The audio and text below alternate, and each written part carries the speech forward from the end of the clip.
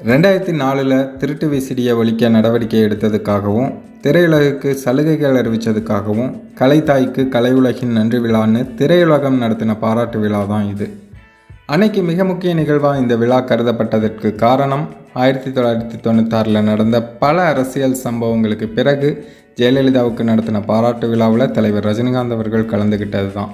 விழாவில் தலைவர் என்ன பேச போகிறாருன்னு தான் எல்லோருடைய ஃபோக்கஸும் இருந்தது.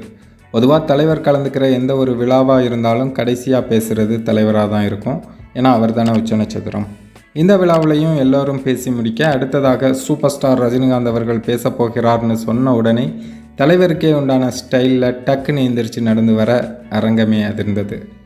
விழாவில் சூப்பர் ஸ்டார் ரஜினிகாந்த் அவர்கள் நிறைய பேசினார். குறிப்பாக ஜெயலலிதா வீரப்பனை என்கவுண்டர் பண்ணதுக்காக, திரையுலகுக்கு செஞ்ச உதவிகளுக்காக, இப்படி நிறைய. அதுலேயும் தான் ஃபிலிம் இன்ஸ்டிடியூட்டில் படிக்கும்போது ஒரு விழாவில் முதல் முறையாக ஜெயலலிதாவை சந்திக்கும் போது நடந்த விஷயங்கள் பற்றி, அதாவது அவங்க என்ன புடவை என்ன ப்ளவுஸ் போட்டிருந்தாங்கங்கிறது வரையும் ஞாபகம் வச்சு சொன்னதையும், தன்னோட ஃபிலிம் இன்ஸ்டிடியூட்டில் படித்த ஒருத்தர் ஜெயலலிதாவுக்கு கை கொடுத்ததையும், அந்த கையை அவர் பல நாள் கழுவாமல் வச்சுருந்தார் அப்படிங்கிறதையும், இப்படி நிறைய விஷயங்கள் சொல்லிகிட்டே போனார்.